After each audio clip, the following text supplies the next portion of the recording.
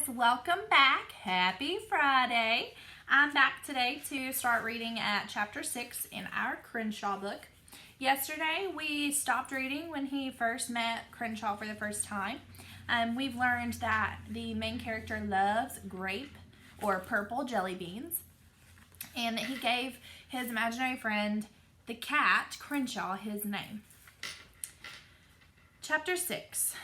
I don't know where I got the name Crenshaw. No one in my family has ever known a Crenshaw. We don't have any Crenshaw relatives or Crenshaw friends or Crenshaw teachers. I've never been to Crenshaw, Mississippi or Crenshaw, Pennsylvania or Crenshaw Boulevard in Los Angeles.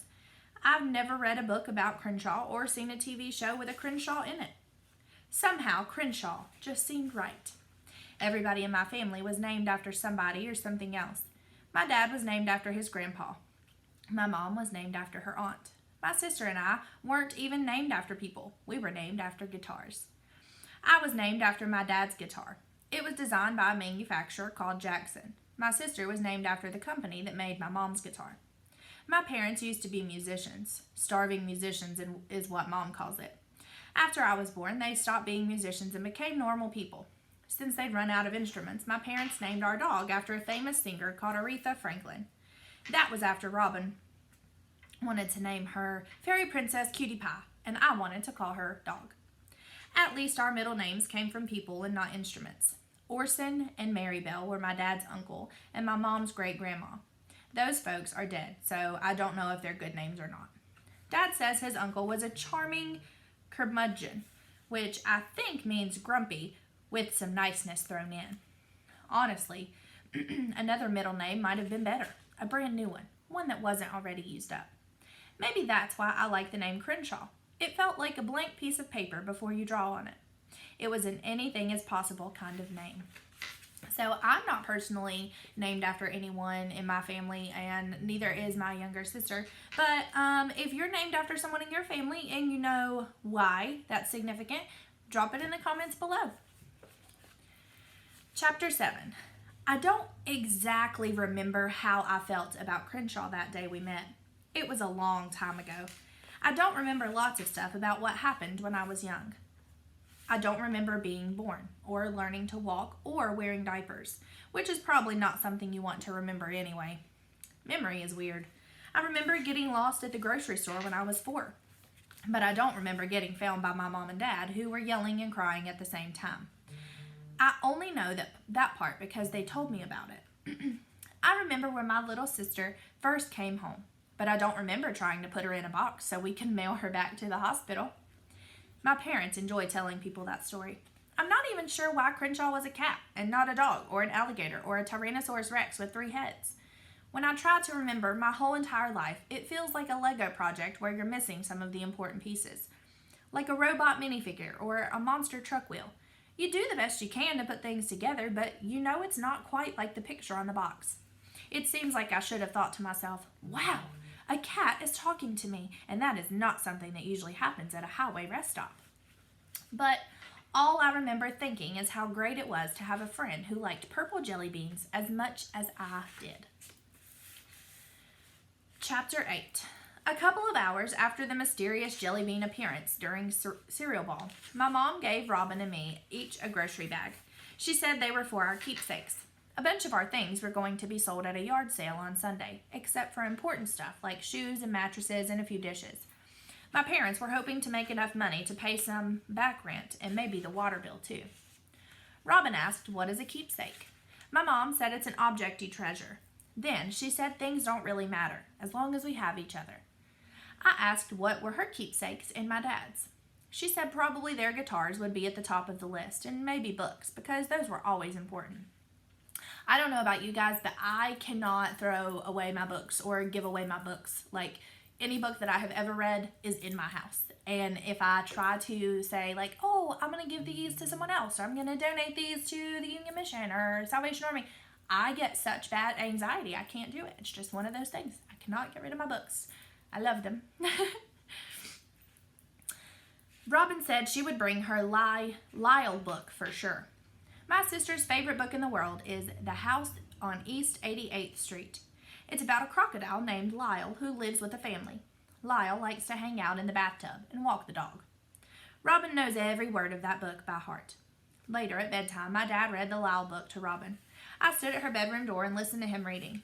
He and my mom and Robin and Aretha were all squished on her mattress. It was on the floor. The wooden parts were going to be sold. "Come join us, Jackson," my mom said. "There's lots of room." My dad is tall and so is my mom, and Robin's mattress is tiny. There wasn't any room. "I'm good," I said. Looking at my family all there together, I felt like a relative from out of town, like I belonged to them, but not as much as they belonged to each other. Partly that was because they looked so much alike, blonde and gray-eyed and cheerful. My hair and eyes are darker, and sometimes so is my mood. Emptied out, it didn't look like Robin's room anymore, except for her pink lamp and the marks on the wall that showed how much she had grown, and the red spot on the carpet where she'd spilled cranberry juice. Robin was practicing her t-ball batting, and she got a little carried away. "Swish, splash, swoosh, sploosh," read my dad. "Not sploosh, Daddy," Robin said. "Smoosh, splish, swash?" "Stop being silly," she said. She poked him in the chest. "It's swoosh, swoosh, I tell you." I said that I did not think a crocodile would enjoy taking a bath. I'd just read a whole library book about reptiles. My dad told me to go with the flow. "Did you know that you can hold a crocodile's jaws closed with a rubber band?" I asked. My dad smiled. I wouldn't want to have been the first person who tested that theory. Robin asked my mom if I had a favorite book when I was little. She didn't ask me because she was pouting about my bathtub comment. My mom said, "Jackson really liked A Hole is to Dig." "Remember that book, Jackson? We must have read that to you 1,000,000 times." "That's more like a dictionary than a made-up story," I said. "A brother is to help you," my mom said, which was a line from the book. "A brother is to bug you," said Robin, which was not a line from the book. "A sister is to drive you slowly insane," I replied. The sun was beginning to set. The sky was tiger-colored with stripes of black clouds. "I have to get my stuff ready for the yard sale," I said. "Hey, stick around, dude," said my dad. "I'll read A Hole is to Dig, assuming we can find it, that is." "I'm way too old for that book," I said, even though it was the first thing I'd put in my keepsakes bag. I don't know if I had to pick one book if I could. I don't think it's possible.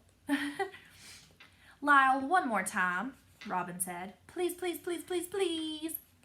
"Dad," I asked, "did you buy some purple jelly beans?" "Nope." "Then where did they come from? The ones in Robin's t-ball cap. It doesn't make any sense."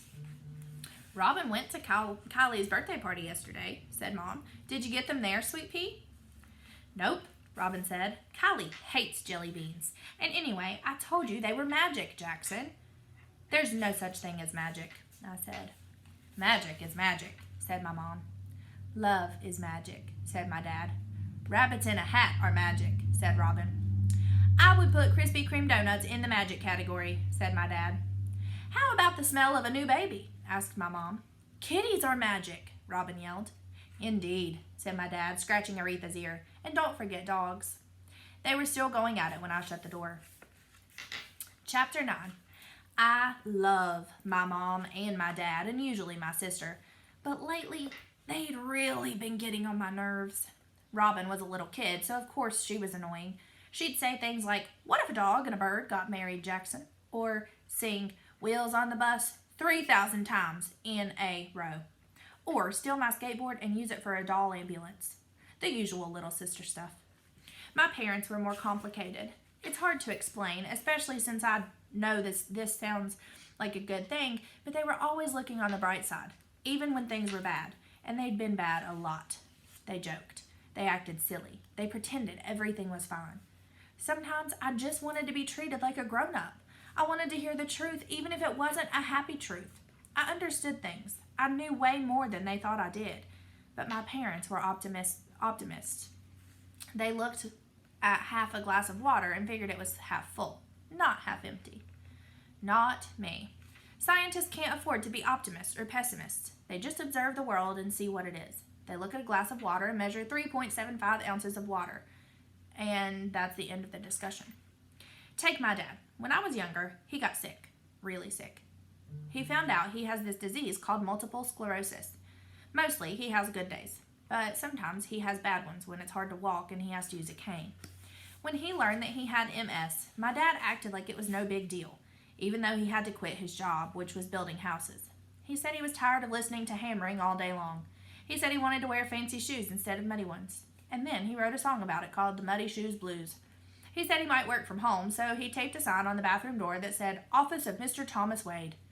My mom put a sign next to it that said, "I'd rather be fishing." And that was that.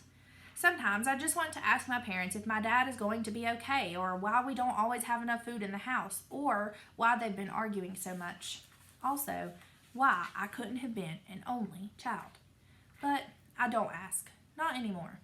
Last fall, we were at a neighborhood potluck dinner when Aretha ate a baby's disposable diaper.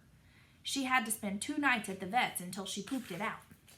"Poop in, poop out," my dad said when we picked her up. "It's the cycle of life." "The cycle of life is expensive," my mom said, staring at the bill. "Looks like rent's going to be late again this month." When we got to the car, I came right out and asked if we had enough money for stuff. My dad said not to worry, that we were just a little financially challenged. He said sometimes it's hard to plan for everything, unless you have a crystal ball and can see the future. And if I knew someone with a crystal ball, he would love to borrow it. My mom said something about winning the lottery, and my dad said if they won the lottery, could he please get a Ferrari? And she said, how about a Jaguar? And then I could tell they wanted to change the subject. I didn't ask any more hard questions after that. Somehow, I just knew my parents didn't want to give me the answers. Chapter 10. After I got ready for bed, I lay on my mattress and thought things over. I thought about the stuff I'd put in my keepsakes bag, some photos, a spelling bee trophy, a bunch of nature books, my teddy bear, a clay statue of Crenshaw that I made when I was in 2nd grade, my worn-out copy of A Hole is to Dig. I thought about Crenshaw and the surfboard. I thought about the purple jelly beans. Mostly, though, I thought about the signs I'd been noticing. I am very observant, which is a useful thing for a scientist to be. Here's what I've been observing. Big piles of bills. Parents whispering. Parents arguing. Stuff getting sold, like the silver teapot my grandma gave my mom and our laptop computer.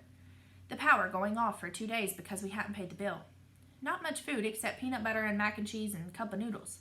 My mom digging under the couch cushions for quarters. My dad digging under the couch cushions for dimes. My mom borrowing toilet paper rolls from work. The landlord coming over and saying, "I'm sorry," and shaking his head a lot. It didn't make sense. My mom had 3 part-time jobs.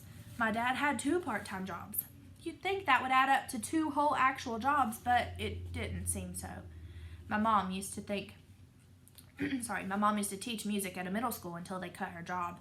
Now she worked as a waitress at 2 restaurants and a cashier at a drugstore. She wanted to get another job teaching music, but so far, nothing had come up. After my dad had to quit construction work, he started a handyman business. He did small fix-it stuff, but sometimes he wasn't feeling well and had to cancel appointments.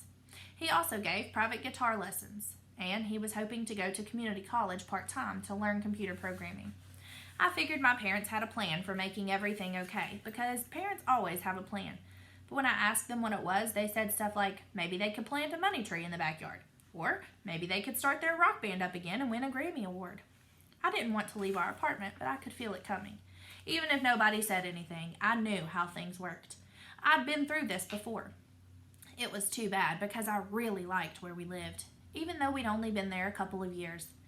Swan Lake Village was the name of our neighborhood. It didn't have any real swans, but all the mailboxes had swans on them, and the community pool had a swan painted on the bottom. The pool water was always warm. Mom said it was from the sun, but I suspected illegal peeing. All the streets in Swan Lake Village had 2 words in their names. Ours was Quiet Moon, but there were others like Sleepy Dove and Weeping Wood and Sunny Glen. My school, Swan Lake Elementary, was only 2 blocks from my house. It didn't have anything with swans on it.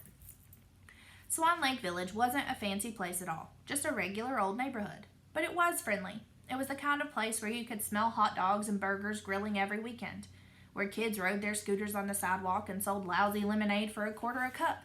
It was a place where you had friends you could count on, like Marisol. You wouldn't have thought it was a place where people were worried or hungry or sad. Our school librarian likes to say you can't judge a book by its cover. Maybe it's the same way with neighborhoods.